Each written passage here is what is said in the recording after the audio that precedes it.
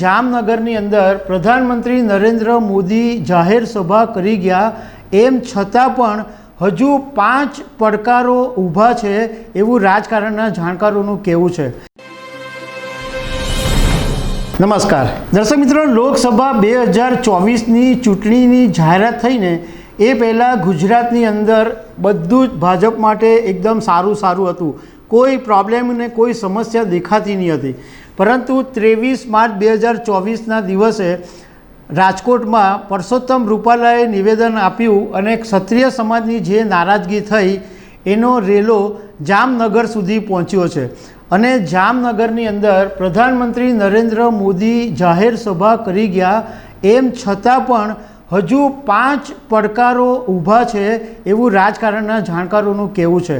તો આ 5 પડકારો કયા છે એના વિશે હું તમારી સાથે વાત કરીશ। મારું નામ રાજેશ શાહ છે અને તમે જોઈ રહ્યા છો ખબર છે.com।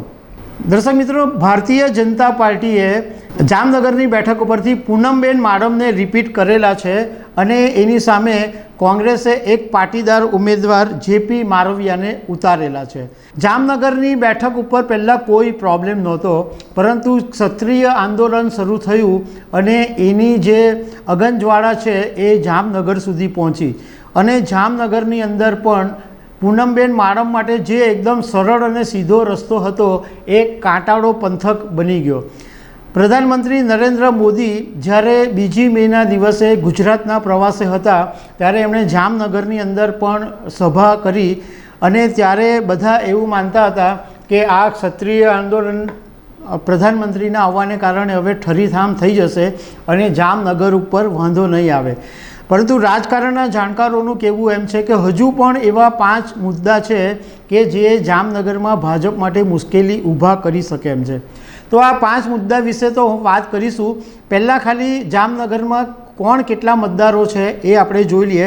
તો જામનગરની અંદર ટોટલ 18,14,056 મતદારો છે, એમાં પાટીદાર 2,46,928 છે, મુસ્લિમ 2,36,176 છે, આહિર 1,73,871 છે, દલિત 1,62,021 છે, ક્ષત્રિય સમાજની વસ્તી 1,34,767 અને સતવારા 1,21,441 અને અન્ય મતદારો 7,38,852। આટલી આ જે મતદારો જે છે જામનગરમાં એના આ આંકડા છે। હવે મુદ્દાની વાત કરીએ કે કયા કયા મુદ્દાઓ પ્રોબ્લેમ ઊભા કરી શકે છે। તો પહેલો મુદ્દો એમ છે કે આ જે ક્ષત્રિય આંદોલન શરૂ થયું એ સૌથી મોટો મુદ્દો છે અને એની અંદર ક્ષત્રિય આગેવાન જે છે જામનગરના ધર્મેન્દ્રસિંહ જાડેજા અને રીવાબા જાડેજા, આ બંને નિષ્ક્રિય છે। આમની નિષ્ક્રિયતા ભાજપ માટે એક મોટો પડકાર બની શકે એમ છે અને ક્ષત્રિયોનો જો વિરોધ છે એ મતદાનની અંદર પરિણમે તો ભાજપને મુશ્કેલી ઊભી થઈ શકે। બીજો પડકાર એ છે કે કોંગ્રેસે લેઉવા પાટીદાર ઉમેદવાર જેપી મારવિયાને ટિકિટ આપેલી છે અને જામનગરની અંદર ટોટલ 2.46 લાખ પાટીદાર મતદારો છે અને એમાંથી 1.80 લાખ લેઉવા પાટીદાર મતદારો છે। તો આ પાટીદારોનો ઝુકાવ પણ જો કોંગ્રેસ તરફ જાય તો ભાજપને મુશ્કેલી ઊભી થઈ શકે। બીજું કે જામનગરની અંદર ભાજપનો આંતરિક જૂથવાદ છે એ બધાને ખબર છે, પણ ઉપરની સપાટી પર આવતો નથી, પરંતુ અંદર ભાજપમાં બહુ ડખા છે। સૌથી મોટો જે ડખો છે એ પૂનમ માડમ અને રવિન્દ્ર જાડેજાના પત્ની રીવાબા જાડેજા વચ્ચે છે। એમના વચ્ચે ઘણા સમયથી મતભેદો ચાલુ છે અને લોકસભા 2024માં પણ એ મતભેદો દેખાઈ રહ્યા છે। બીજો એક પૂનમબેન માડમ અને હકુભા જાડેજા, જે જામનગરના મોટા દિગ્ગજ નેતા કહેવાય છે, એમની સાથેના પણ પૂનમબેન માડમના મતભેદો છે અને આ મતભેદોને કારણે આંતરિક વિખવાદ પણ ભાજપને નુકસાન પહોંચાડી શકે છે।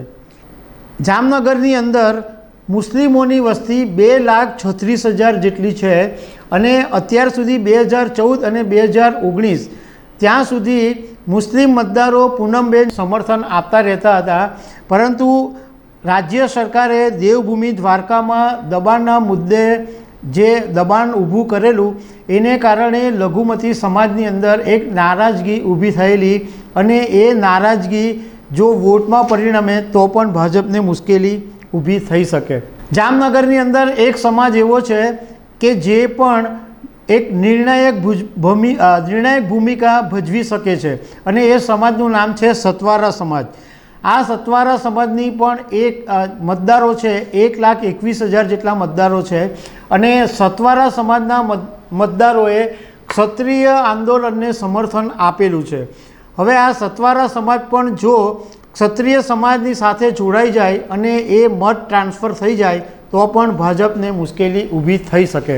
એટલે રૂપાલાનું જે વિરોધનો સૂર હતો એ જામનગરની અંદર ભાજપ માટે એક મોટો પડકાર થઈને ઊભો છે. તો દર્શક મિત્રો, આવી અનેક વાતો સાથે અમે તમને મળતા રહીશું. Thank you very much.